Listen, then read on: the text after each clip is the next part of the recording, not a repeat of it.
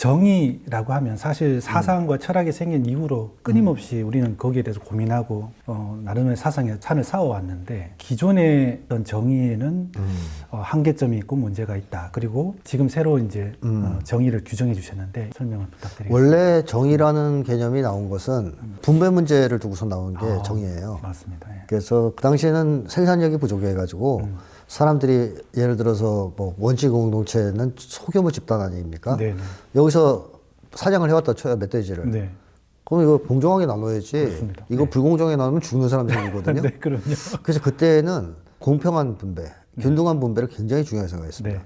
물론 식성이 많아서 밥을 두 그릇 먹는 사람한테는 더 주고 식성이 적은 사람은 적게 주고 이런 거는 괜찮죠, 그 당시에도. 그럼 네. 똑같이 줘야 된다는 건 아니었지만 네. 누구는 안 주고 주고 이건 안 돼요. 그래서 그 당시에 정의 개념이 그런 걸로 등장한 거예요. 네. 분배의 평등으로서. 네. 그래서 그걸 상징하는 게 바로 그 정의의 여신 아니겠습니까? 정의의 여신이 저울을 들고 있잖아요. 그거 재는 거예요. 똑같이 분배하려고. 그래서 그게 고대까지 계속 통용이 됐는데 인류 사회가 끊임없이 발전하면서 사실상 영역이 넓어집니다. 정의가 포괄하는 영역이. 단순하게 부의 분배와만 관련돼서 제기되는 게 아니고 정치라든가 인간관계라든가 여러 가지 면에서 이 정의의 문제가 제기되죠. 그래서 정의 개념이 훨씬 확장이 됐거든요. 그 이후에. 근데 기존의 정의로는 여전히 분배 정의에 집중하는 경향이 있어요. 좀 지나칠 정도로. 그래서 이거를 어떻게 분배할 것이냐만 막 주구장창 싸우는 그런 게 많거든요. 저는 이것이 기존 정의론의 중요한 한계점이다라고 봅니다. 진짜 정의가 따로 있나요? 저는 더 중요한 정의가 인간관계에서의 정의라고 생각합니다. 왜냐? 분배 정의가 중요한 이유는 인간관계에서의 정의가 파괴되기 때문에 그래요. 분배 정의가 실현되지 않으면. 단순하게 보면 어떤 두 명이 경쟁을 하는데 경쟁이 아니라 뭐 이제 같이 사회에서 살아간다고 쳐요. 내가 한 명한테 분배를 많이 해주고 한 명은 적게 해줍니다. 그럼 불평등해지죠. 불평등해지면 인간관계가 어떻게 됩니까? 깨집니다. 당연하죠. 노예주와 노예 사이의 관계가 좋을 수는 없죠. 노예주가 노예를 이뻐하고 사랑하고 존중해 줄 리는 없잖아요. 그럴 리 없습니다. 그래서 한국 사회에서도 불평등 관계가 생기면 그걸 이용해서 갑질, 성희롱, 성추행 이런 걸 하는 거잖아요. 이 불평등 관계가 곧 서열 관계니까. 그래서 분배가 불평등해진다는 얘기는 곧 인간관계가 부정해진다는 얘기예요. 그러니까 인간관계에서의 정의가 파괴되는 거예요. 그러면 인간 존엄성은 위협당하죠. 파괴되죠. 이건 인간 존엄성이 파괴된다는 것은 인간이 죽는다는 걸 의미합니다. 사회적으로. 이것만큼 중요한 문제가 있을까요? 없는 거죠. 정의는 인간을 위해서 있는 건데. 그래서 저는 정의의 핵심은 결국 인간 존엄성을 보장하고 실현하는 데 있기 때문에 인간관계에서의 정의를 최우선적으로 생각해야 된다. 그러면 인간관계에서의 정의를 실현하기 위해서 어떻게 분배할 것이냐가 분배 정의의 문제여야 되는데 이걸 거꾸로 했다는 거예요. 분배 정의부터 먼저 계산을 하고 그 다음에 뒤에 이거 실현되면 좋고 안 되면 할 수 없고 이런 논쟁을 해왔다는 거죠. 그렇네요. 이거 바뀌어야 된다는 겁니다. 그래서 그게 제가 기존 정의론을 비판하는 중요한 비판의 초점이죠. 그래서 저는 진짜 정의에서 두 가지만 말씀을 드리면 하나는 생존권을 분배 대상에 집어넣은 것은 잘못이다. 즉 생존권은 분배 대상이 아니다.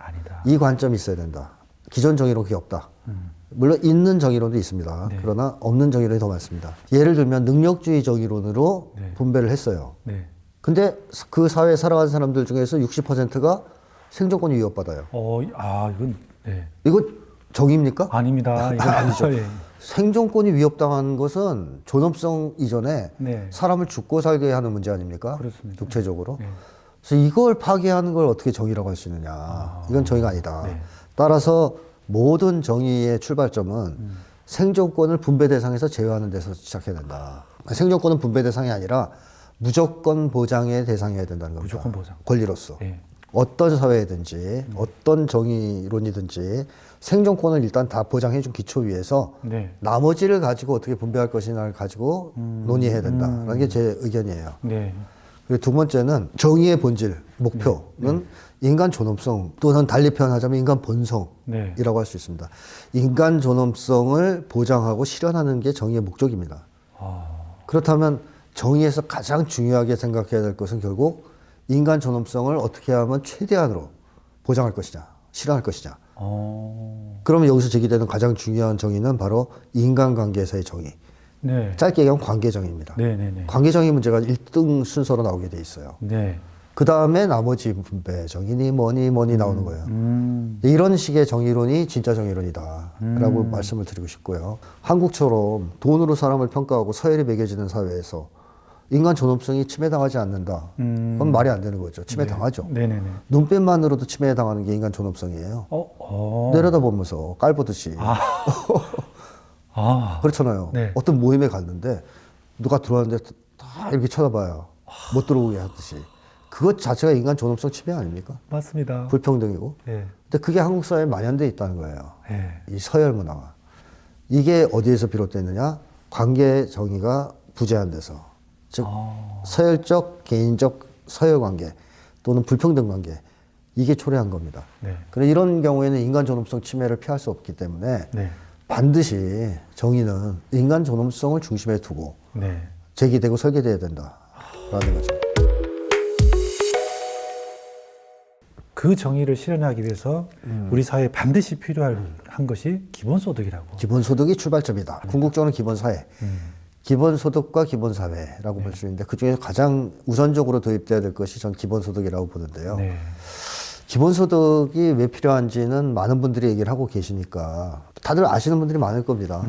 뭐 예를 들면 부의 재분배, 네. 복지, 네. 경제성장 네. 관련해서 많은 얘기들이 있지 않습니까? 네. 근데 저는 정의와 관련해서 꼭 얘기하고 싶은 게 있어요. 기본소득은 정의 선택권을 보장해주는 장치예요. 정의 선택권을? 네. 자, 회사에서 갑질을 당해요. 위 직장 상사한테. 네. 막 인간 이하의 갑질을, 모욕을 막 당하면서 갑질을 당하는데 한국 사람들 대체로 참아요. 맞아요. 저항을 못 합니다. 네. 왜 저항을 못 하겠습니까? 너 이거 잘리면은 널 어떻게 먹고 살지? 그렇죠. 네. 바로 그겁니다. 잘리면 먹고 살 길이 없어요. 네. 옛날 같으면 잘리면 공동체가 있으니까 거의 비빔되거든요. 네. 예를 들면 응답하라 2988 같은 마을이 있어요. 그러면 잘리면 그 마을 가서 비비면 돼요. 네. 이웃집 가서 밥도 먹고.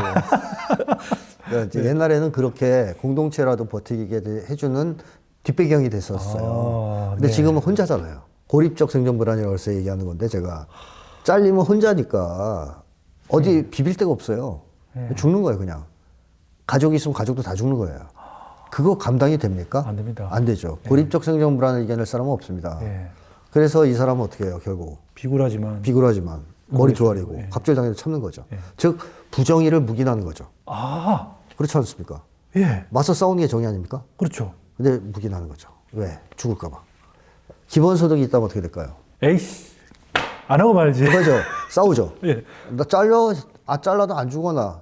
예, 자, 그러면 이 사람은 정의를 선택할 수 있어요. 네, 예를 들어 동료가 당하는 걸 봤어요. 그럼 신고하죠. 네.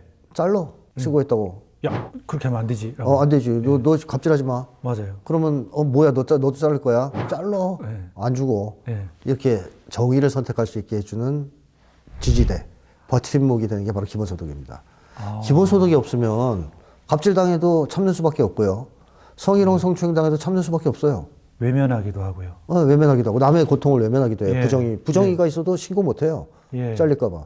회사 내 부정, 부패. 그럼 눈 감아야 돼요. 아, 네. 부정의에 타협해야 되고 심지어는 악의 손을 잡기도 해요. 안 그러면 죽으니까. 네. 근데 기본소득이 있으면 사람들은 거의 다 저는 양심과 정의를 선택할 거라고 생각합니다. 그렇네요. 당연하지 않습니까? 맞아요. 미쳤다고 내가 그런 수모까지 겪으면서 맞아요. 갑질까지 당해가면서 네. 그러겠습니까? 기본소득으로 살고 차라리 조금 부족해도 나의 인간적 자존감이 존엄성과 자존감을 지키는 그러니까 인간 존엄성을 지켜주는 버팀목이기도 한 거죠. 정의를 선택할 수 있는 정의 선택권을 주는 장치이자 인간 존엄성을 지켜주는 최후보루가 기본소득이에요. 이거 진짜 자유 아닙니까, 그게? 그렇죠. 이게 인간관계에서의 자유 아니에요. 예. 인간관계에서의 자유를 보장하는 장치가 기본소득이라는 겁니다. 와. 그러니까 이거는 정의의 가장 중요한 인간관계에서의 자유, 즉 인간 존엄성을 보장하고 실현하는데 즉각적인 기여를 하는 안전장치이기 때문에 네. 무조건적으로 도입돼야 정의가 실현되는 겁니다. 그렇네요. 이거 없이 어떻게 정의가 있어요? 예. 말로 뭐 정의 떠들어봐야 맞습니다. 회사에서 잘리면 죽는데 예. 어떻게 정의를 선택하고 어떻게 정의를 실현합니까? 자, 이렇게 된다면 한국 사회는 큰 변화가 초래되겠죠. 예. 갑질할 수 있을까요? 직장 상사? 없습니다. 못해요. 네. 직장 상사가 잘려요. 갑질했어? 네. 너 나가. 왜 다 나가니까 직원들이 네. 갑질하면 네. 투서 보내고 직장 내에 갑질 문화가 사라져요. 네. 못하게 됩니다. 네. 그리고 최대한 직원들에 대한 존중하는 문화가 생기겠죠. 성희롱 성추행도 못하게 되죠. 네. 여성들도 상당한 정도로 도움을 받겠죠. 맞습니다. 가정폭력도 사라질 가능성이 예. 높아요.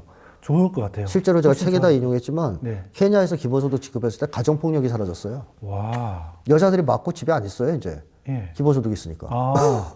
때렸어? 그럼 나간다. 신고하고. 아, 여성들이 그 상황에서 참는 것도 생존 문제 때문에. 그런 녀석이 얼마나 많은데요. 두드려 맞고 이러면서도 나가면 당장 먹고 살 길이 막연하고. 그래서 이런 점에서 결국 인간관계에서의 정의, 인간 존엄성을 침해하는 현상들은 극도로 억제될 수 있다. 라는 겁니다. 네. 그러니까 얼마나 사회적인 차원에서 정의 실현에 큰 기여를 합니까? 네. 그래서 저는 정의라는 차원에서만 놓고 봐도 기본소득은 필수적이다. 반드시 해야 된다라고 생각합니다. 이거 없이는 우리의 존엄성, 인간으로서의 존엄성, 그다음에 정의를 선택할 수 있는 권리는 그야말로 저는 공연불이다 생각합니다. 그 다음에 또 하나 이유가 있죠. 기본소득이 주어지면 사람들이 삶의 방식을 바꿀 가능성이 높아요. 삶의 방식이요? 예. 그러니까 지금까지는 각자 도생, 네. 그다음에 서열 경쟁, 그래서 신분 상승, 서열 상승 이게 인생 목표였잖아요. 자, 근데 기본소득이 주어져서 안정감이 생긴다, 죽지 않는다는. 그랬을 때 많은 사람들이 그런 생각을 할 것 같아요. 이렇게 서로 싸우고 살 필요가 있을까? 각자 도생을 안 해도 먹고 살 길이 있네. 네. 그 먹고 살 길은 서로 마음을 합쳐서 사회 제도를 바꾼 거예요. 네. 기본소득을 실시하는 식으로. 네. 그러자 살 길이 열렸어요. 네. 그럼 이게 한국인들 사이에서 인식의 전환을 불러올 겁니다. 네. 다른 길이 있구나. 서로 단결하고 협력하면서 살아가는 길이 있구나. 서로 사랑하고 위해주면서 살아가는 삶도 가능하구나. 그러면 저는 싸우지 않겠다고 결정하는 사람들이 압도적으로 많을 거라고 생각합니다. 인간은 본성적으로 갈등을 싫어합니다. 갈등을 좋아하는 인간은 없어요. 네. 그래서 악당들조차 가까운 사람들과는 갈등을 겪지 않으려 해요. 네, 네. 제 한국 사회가 심각할 정도로 인간관계가 악화되고 공동체가 와해되는 조건에서 기본소득이 실시된다면 저는 상당한 정도로 사람들이 삶의 태도를 바꾸면서 인간관계에서 우호적으로 변하고 사실 나를 기본소득을 줘서 살려주는 사람들은 사실상 이웃인 거 아니에요. 그럼요. 국가와. 네. 국가와 이웃이 나를 살려주고 있는 거 아니에요. 네. 나도 그렇고. 네. 이런 관계 서로 돕는 관계가 되잖아요. 경쟁 관계가 아니라. 이런 관계가 되면 공동체 복원됩니다. 그러니까 우리가 어차피 한 생을 살다가 죽을 건데 평생을 남들과 싸우다가 죽는 삶, 그걸 좋아할 사람이 누가 있겠습니까? 그렇습니다. 서로 사랑하고 위해주고 아껴주고 이러면서 살아가기를 바라는 게 인간 본성 아니겠습니까? 저는 기본소득이 그러한 방향 전환을 촉진할 것이라고 봅니다. 그리고 뭐 이제 기본소득 이후에도 기본사회니까 네. 더 많은 것들이 있어야 됩니다. 네. 기본주택에서부터 뭐 기본대출 얘기도 나오지만 네. 기본직업까지 나와야 되는 거고요. 네. 기본적인 사람들의 생존, 삶을 네. 국가가 책임지는 사회가 기본사회거든요. 그런 사회로 한국 사회가 나갈 필요가 있죠. 기본소득을 시작으로 해서. 근데 이렇게 좋은 건데 사실 이번 정부가 출연할 때는 여당과 야당이 모두 기본소득을 공동으로 합의했었던 걸로 저는 알고 있는데 합의까지는 아니지만 그 당의 강령에다 넣었을 거예요. 네. 국민의힘이. 맞습니다. 예. 근데 얼마 전에 뺐습니다. 장동혁이 뺐죠. 네. 이건 또 무슨 배경일까요? 뭐 장동혁을 비롯한 국민의힘이 가장 증오하는 사람을 하나 꼽으라면 이재명 대통령이에요. 그건 예전부터 알았던 거 아닙니까? 네. 아, 정말 저렇게까지 싫어하는구나 라고 네. 느낄 정도로 네. 아주 지독할 정도로 싫어합니다. 네. 따라서 이재명 대통령의 트레이드 마크가 기본소득이잖아요. 야, 네. 그거를 넣을 수는 없는 거죠. 빼야죠. 와, 이건 국민을 위한 정책이 아니라 네. 정말 그냥 정쟁을 위한 정책. 그렇죠. 어차피 기본소득을 주장한 것도 그 국민의힘이 네. 거기에 대한 무슨 아이디어가 있거나 국민을 위한 마음이 있어서 넣겠습니까? 시대적으로 막 추세가 그러고 표를 얻기 흐름이 위해서. 그러니까 기본소득이 한때 대세니까 네. 분위기가 네. 그러니까 집어넣었던 겁니다. 근데 이제는 뭐 필요 없는 거죠. 어차피 집권도 못할 텐데 빼야지.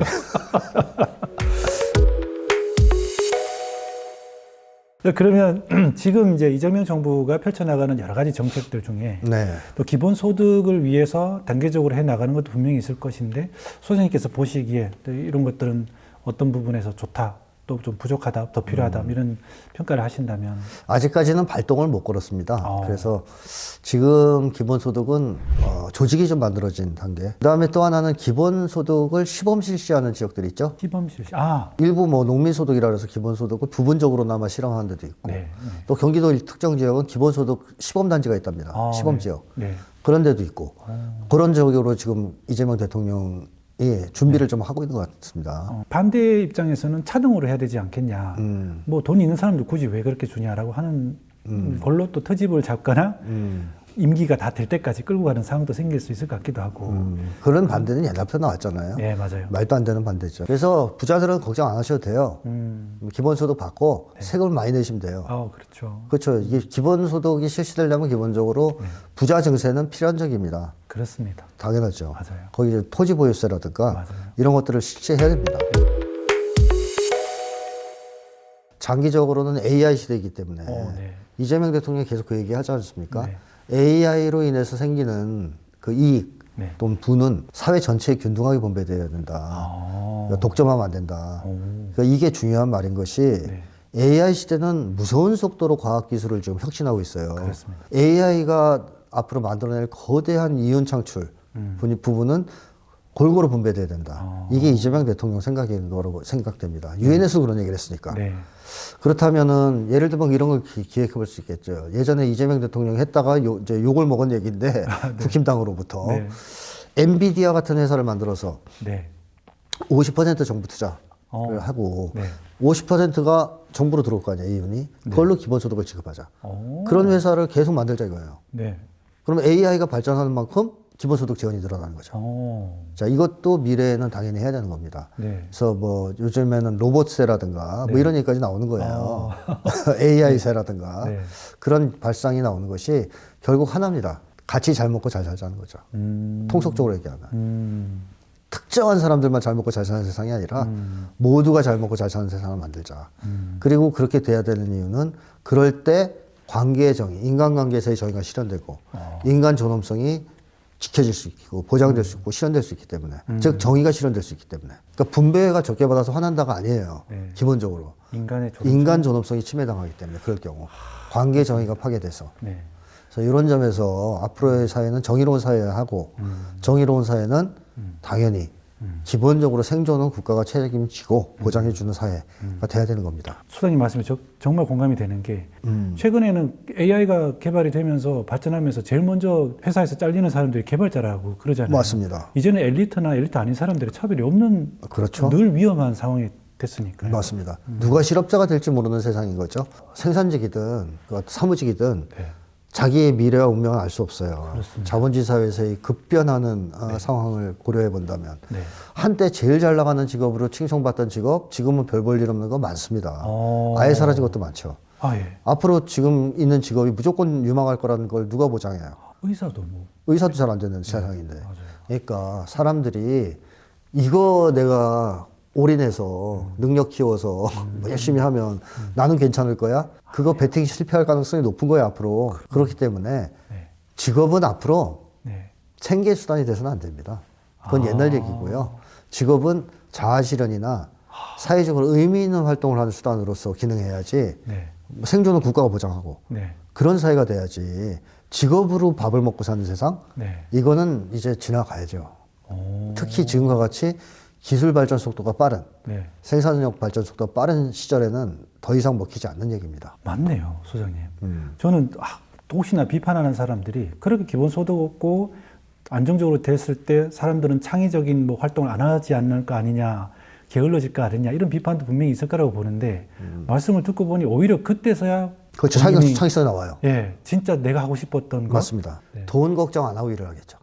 돈 걱정 안 하고 일을 할 때에 더 좋은 결과물이 나오겠습니까? 아니면 돈 걱정하면서 일할 때 더 좋은 결과물이 나오겠습니까? 진짜 내가 하고 싶은 일을 몰입해서 할 것 같습니다. 그렇습니다. 그랬을 때 걸작이 나오는 거고 혁신적인 아이디어가 나오는 거예요. 그러니까 굶어 죽을까 봐 무서워서 일하는 거는요. 그거는 효율성이 없어요. 그렇네요. 앞으로의 AI 경쟁 시대에서 그런 경제가 과연 따라잡을 수 있을 것 같습니까? 선진 경제를 못 따라잡습니다. 그러니까 진짜로 자기가 좋아해서 일을 하는 사람들이 이기는 세상이 될 거예요, 앞으로. 근데 그렇게 되려면 생존 불안은 없애줘야죠. 한국 사람들은 지금 다 자기가 원하지 않는 직업들을 하고 있는 거 아니에요. 네.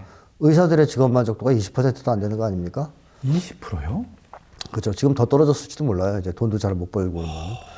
그러니까 엄마가 의대 가라 그래서 간 거지. 또 사회적으로 유망하니까 간 거지. 네. 적성에 맞아 좋아서 간 사람 별로 없다는 얘기예요. 와. 그럼 그 사람들이 행복하겠습니까? 아니요. 불행하죠. 그러니까 돈 하는 거죠. 네. 그 불행을 돈으로라도 보상받으려고. 아니면 엉뚱한 걸로. 막. 네, 엉뚱한 짓 하고. 네. 그러니까 돈으로 보상을 해주는 사회에서는 네. 한국 사람들은 직업 선택을 할 때 자기가 좋아하는 직업을 선택하지 않습니다. 돈 많이 돈 되는 직업을 선택하지. 그러면 그게 인생에서 고통의 가장 큰 원인일 것이고 그 고통을 보상받기 위해서 돈에 더 집착하게 되고 서열에 집착하게 되고 정신이 병드는 겁니다. 그래서 기본소득을 통해서 풀어주자는 거예요. 네. 자기가 정말로 하고 싶은 일, 네. 재능과 적성에 맞는 일 네. 찾아서 하고 네. 거기서 최대한 창의성을 발휘하고 그러니까 앞으로 한국도 방향을 전환하지 않는다. 뭐 기본사회 쪽으로. 네. 제가 볼 때는 망합니다.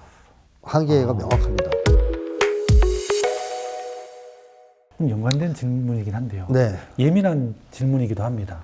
혹시나 이걸 또 엉뚱하게 해석할까봐. 근데 다만 저는 이렇게 우리 그 대한민국이 지금 변화의 조짐을 갖고 있고 어떤 새로운 시도를 하려고 하는 거는 이재명 대통령이라고 하는 그분의 캐릭터 때문에 그런 큰 변화를 시도하고 있지 않을까라는 생각이 좀 들거든요.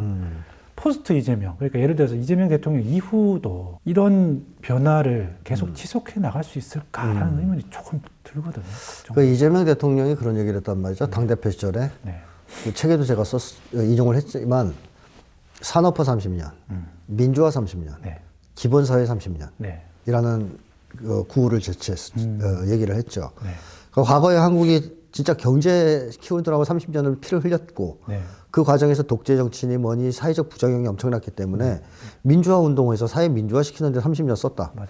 이제 앞으로의 30년은 이 두 가지 과정에서 해결 못한 불평등 문제라든가 관계 악화라든가 네. 공동체 파괴의 문제 네. 이걸 해결하기 위해서 기본사회로 가야 된다. 맞아요. 그래서 미래 30년을 얘기한 거예요. 그러니까 발전 전략인 거죠. 네. 방향. 그런 점에서는 이재명 정부 이후에도 지속돼야 되는 것이 기본사회라고 생각하는데 저는 이재명 대통령이 일단 길을 닦는다면 임기 내에 네. 기본사회로 나가는 것은 당연히 필연이 될 거라고 예상합니다. 필연이 될 것이다. 왜냐하면 국민들이 일단 좋아할 테니까. 그 체감되겠죠. 네. 그렇게 나가는 것이 네. 사람답게 사는 네. 길이구나. 네. 또 우리나라가 발전하는 길이구나. 이걸 체감할 것이고 네. 그렇게 나가지 않을 때는 결국 무너지기 때문에 저는 어느 정도는 사회적 합의가 이루어질 거라고 예상합니다. 방법이 없지 않나요? 어떤 방법이 있을까요? 예를 들어 이 부의 불평등, 네. 양극화 네. 이거 자본가들이 착해져서 양보할 가능성이 있어요? 절대 없어요. 미국 보세요. 네. 양보 안 하지 않습니까? 그럼요. 네. 그래서 나라가 거의 절단나게 생겼잖아요. 네. 우리나라도 비슷합니다. 그래서 한때 자본주의가 조금 숨통을 틔웠던 것은 그야말로 부의 재분배를 했을 때밖에 없었어요. 그러면 오늘날의 부의 재분배는 뭐겠습니까? 그게 바로 기본소득 아닙니까? 네. 기본사회고. 네. 그걸로 안 나가면 체제가 무너지는데요. 그렇기 때문에 우리 인류는 저는 이제 자본주의의 마지막 단계인 신자유주의 문제점을 생생하게 목격하고 있다.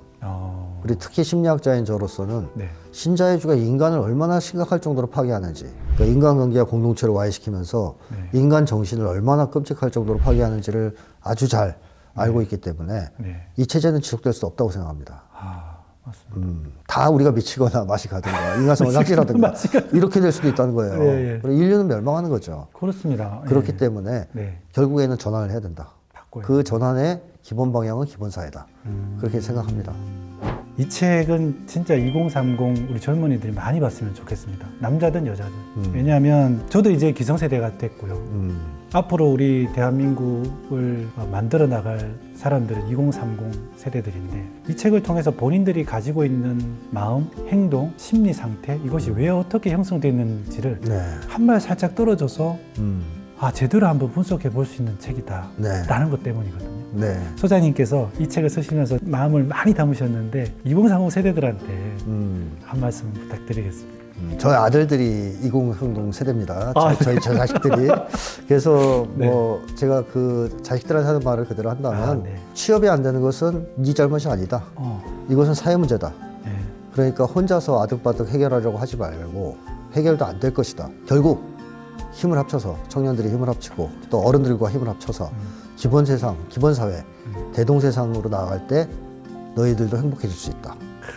뭐 이렇게 조언을 하고 싶습니다. 뭐 지금은 먼 나라 얘기처럼 들릴지 몰라도 네. 결국 길은 그것뿐이다라는 것을 많은 청년들이 알게 된다면 세상은 바뀔 거라고 예상합니다. 젊은이들을 이해하지 못했던 것도 저도 마찬가지였습니다. 이 책을 통해서 2030 세대를 이해하고 사랑하는 마음을 키울 수 있었던 것처럼요. 어른들도 꼭 이 책을 통해서 그들을 이해할 수 있게 되었으면 좋겠고 또 2030 세대들도 앞으로 우리 사회를 어떻게 만들어갈 것인가 같이 한번 고민해 보셨으면 좋겠습니다. 오늘 귀한 말씀 감사합니다. 네, 소장님. 고맙습니다. 감사합니다. 감사합니다.